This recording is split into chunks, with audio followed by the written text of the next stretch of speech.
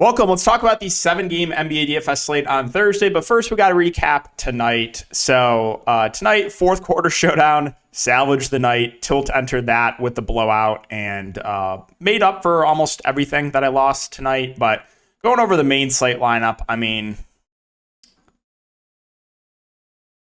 let me just say this.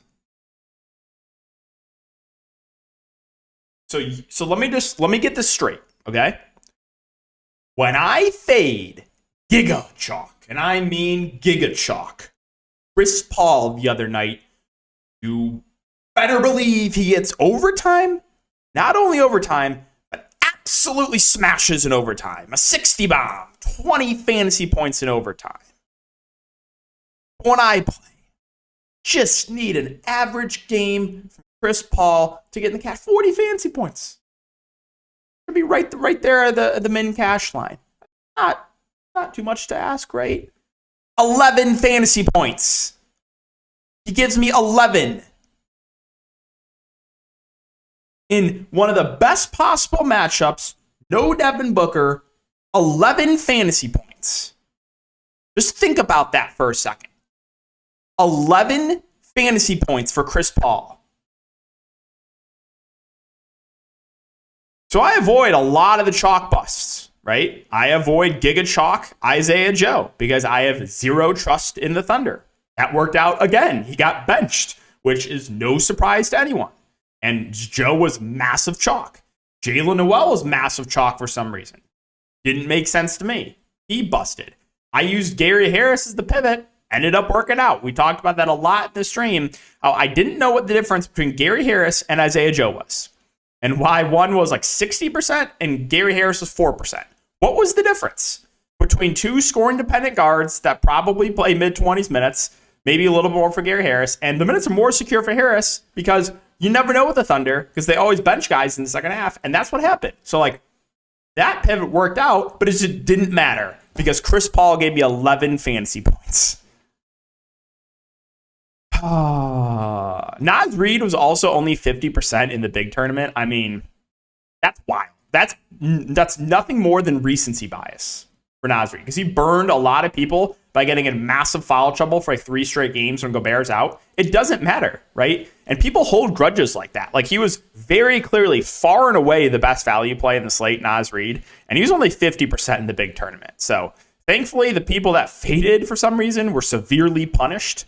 But going over the rest of my lineup, I get a floor SGA game. He also plays like 33 minutes. But when I fade and take his under assist, the last game, he plays the whole second half and plays like 40 minutes. Giddey played more than Shea. Giddey played like 39 minutes. Shea played 33. What is that? That's like the season low minutes for Shea when I buy in a great matchup. One play I was really high on was Eric Gordon. Talked about that in the stream, how I was going to play him over Josh Hart. That worked out really well. Hart was popular and was a massive bust. I mean, what was that game from Josh Hart, too? What was that? I don't even know. What was some of the performances tonight? Şengün busted, really surprised me. I don't regret the play at all. I know he's popular, but like I would play him again in the same spot. So like it's just one of those where he just had a floor game. It is what it is. But the Chris Paul, like 11 fantasy points, man. 11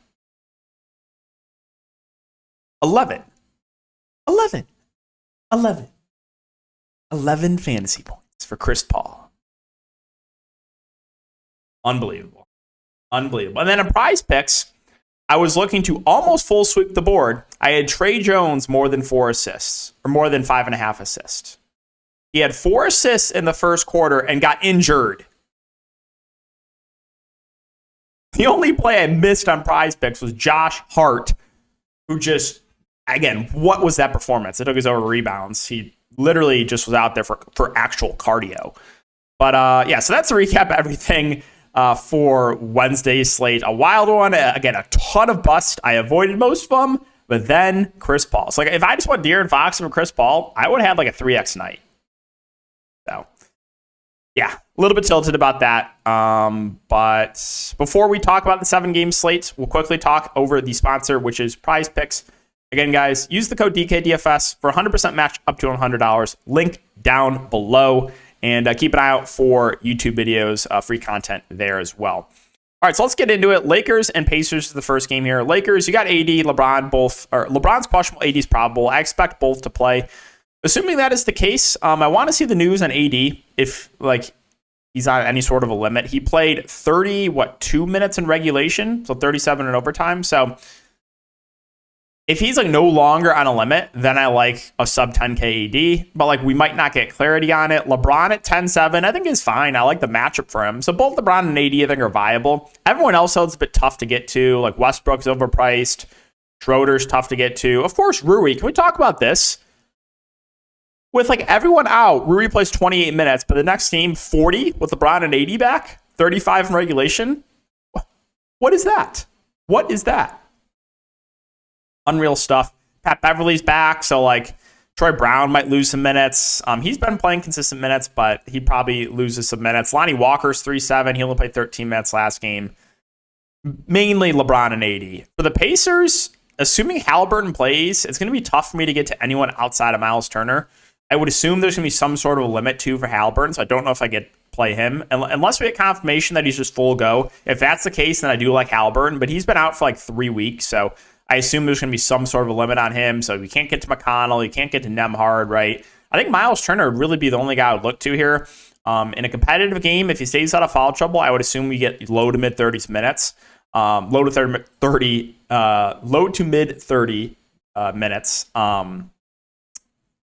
Buddy Hield is 6.6. I think he is still playable in the mid-range. But everyone else, a lot of these guys are priced up from when Halliburton was out. So don't really know if I get to anyone else. Memphis and Cleveland, it's a back-to-back. So keep an eye on Memphis. They could rest guys. We've seen Ja rest on back-to-backs. We've seen Bane rest on back-to-backs. So it's possible that one of these guys rest. Also, the center position's kind of been going back and forth with Tillman versus Brandon Clark with whoever starts. So keep an eye on the starting lineup. If it's Tillman that starts, I think he's a solid value. If it's Clark that starts, I feel like he's priced about right. You saw a big game from Ja tonight, 1 for 63 fantasy points. It's not really the best matchup, but he's still playable in tournaments. Bane and Triple J are fine contrarian plays as well, but there's not a ton that stands out for me on the Memphis side unless they end up resting some guys. On the Cleveland side, I do like the price on Donovan Mitchell. I think that's too cheap at 8.1K. He should play, 36 to 38 minutes. He's got the shooting guard eligibility. So I like Donovan Mitchell actually here a good amount. I think Garland's fine, but I would rather get to Mitchell. Mobley's been playing pretty well. Him and Allen are both fine secondary plays for me. I'll mention Ricky Rubio off the bench, who's a good point per minute guy. Most likely sees, 15 to 20 minutes. But let's move on to Miami and New York. So they're really tempting me with these Miami price points. I'll just say that. 7-9 for Bam, 7-4 for Jimmy, 6-7 for Tyler Hero. I think they all feel a little bit too cheap, but then again, no one's really been playing extremely well for Miami. It was a really bad matchup last game against Cleveland. But yeah, I think Hero, Bam, and Jimmy are all playable. And what on earth was that first half from Kyle Lowry? I think he had negative 1.5 fantasy points at halftime. He ended up finishing with 14. He's been playing extremely bad of late. But Oladipo is doubtful, and Gabe Vincent is questionable. So, if Gabe Vincent sits too, maybe Lowry pushes for 30-plus minutes. If that is the case, I think he would be playable. But mainly just the top-end guys there for the Knicks. Not a ton here. Tough matchup. I mean, you're going to get a ton of minutes from Randall and Brunson. They're fine contrarian plays. Barrett's been losing minutes, but if you told me he played 40 minutes tonight or tomorrow, I would have interest in him.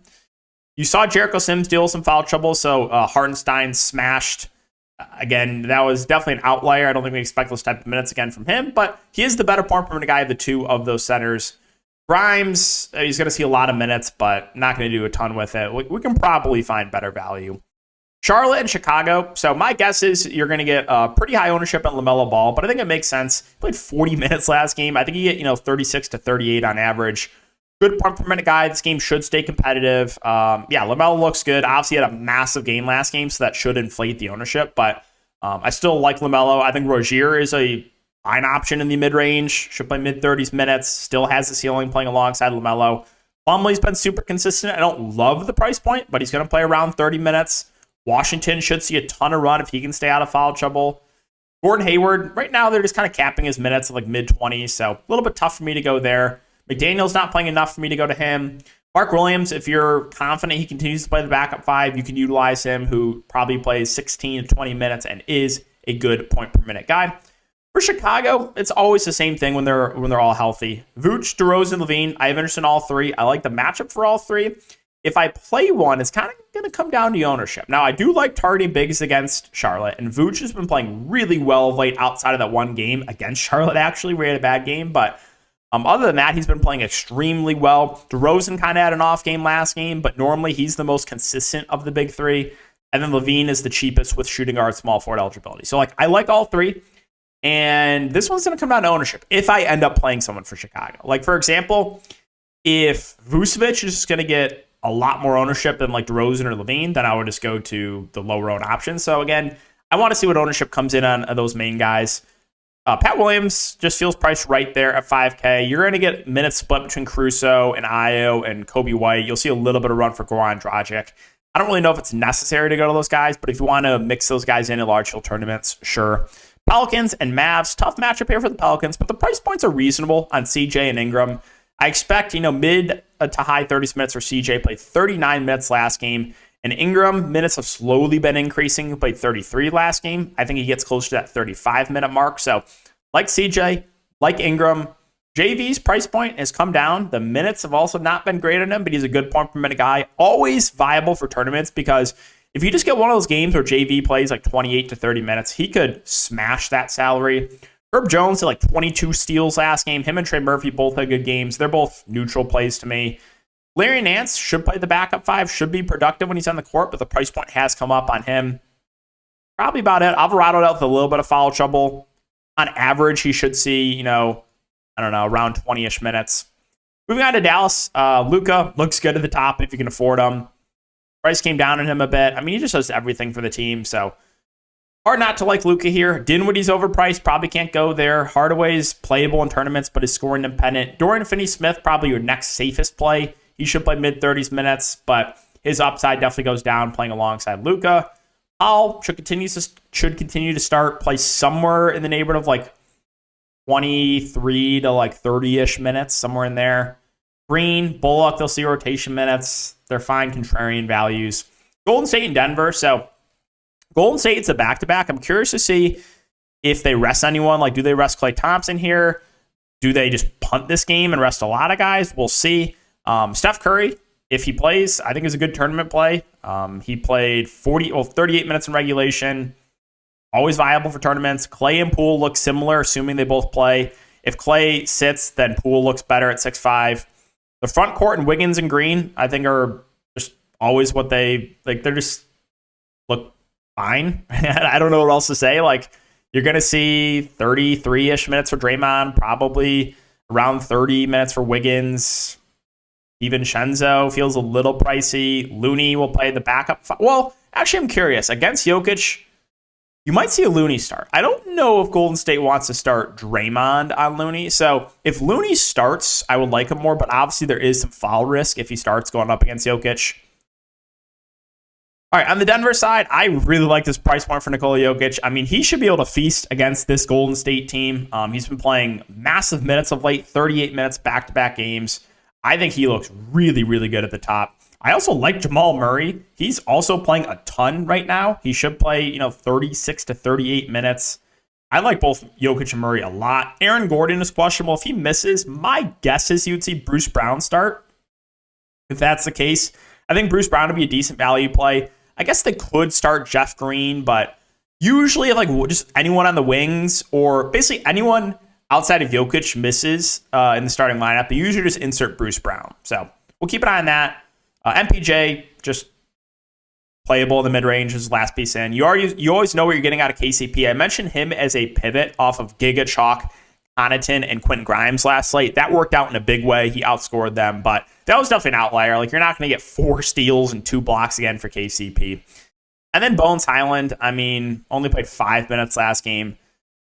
He's a guy that if he plays really well off the bench, they can extend him, but it's tough for me to feel confident, especially after seeing those minutes last game. And finally, the Clippers and the Bucks. So For the Clippers, I think Kawhi and Paul George are both playable here at the top. I don't think either will be super popular. You should get around 40 minutes for both. I think I have a slight preference to George over Leonard for the discount, but they look very similar. Norman Powell had a huge game off the bench last game, but don't think we can expect that again. Zubac is just always playable in tournaments. He had a good game last game. He's very, very up and down. I just never know what to do with him. Marcus Morris is questionable. If he misses, you probably get Kennard starting. You probably get a little bit more run for a guy like Nick Batum, who played 27 minutes last game. And then I was really tilted about this. I played a low on Reggie Jackson last slate. He shot 1 of 9 in 27 minutes. Like, come on. 1 of 9? Really? Really? I still have interest in Reggie. The minutes are not secure, but if you get a game again where Reggie Jackson plays close to 30 minutes at sub 4K, that's going to look appealing. I just don't think we can feel confident with that. They could always close the Terrence Mann. They could always close with a no point guard lineup. They've done that, where they've closed with like George at the point. It's like Kawhi, Powell, Morris, Zubac. Like, they can close with that like no point guard lineup. And then finally, Milwaukee, Giannis, right there with Jokic and Luka at the top of like good spend ups. You got to make some really tough calls here. Like, Luka's in a good spot. Jokic is in a great spot. Giannis is just matchup proof. So, like, yeah, I think all three of those spend ups look good. Not a ton else, though, that I love here from Milwaukee. Drew Holiday feels priced right. Lopez had like 8 blocks last game. We can't expect that again. Pat Connaughton continues to go over-owned. I just think he's a bit pricey right now at 5'2". I would rather roll the dice on Middleton and hope he plays more, but I don't think I can even, like, I probably just will avoid both. Grayson Allen's 4'6", should see 25 to 30 minutes. Ingles most likely sees like low 20s minutes off the bench. There's nothing else that stands out to me on the Buck side outside of Giannis. So that's going to wrap it up for the video, guys. Appreciate you for watching as always. Good luck on this slate. Hopefully avoid some injuries, and I'll see you all in the next one.